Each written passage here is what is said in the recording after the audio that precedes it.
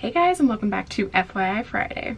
So my mom is making jewelry behind me and the maintenance guys are weed eating, so that is what the various noises are, if you can hear them.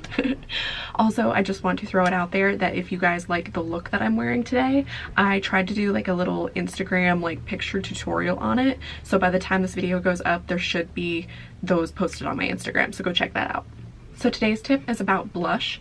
I feel like when I first started wearing blush, it kind of was difficult for me because, for one, I was so used to just chiseled cheeks of contour that I didn't really know where and how to apply blush.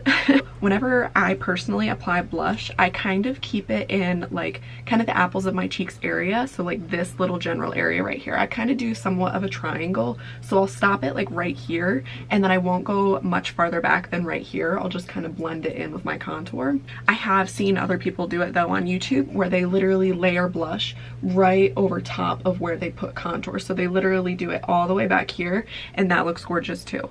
So those are two like different areas that you could put blush just depending on kind of what your preference is. Something else that I have been doing lately is I will put the blush kind of in this general area right here, and then I will also put it just on the sides of my nose.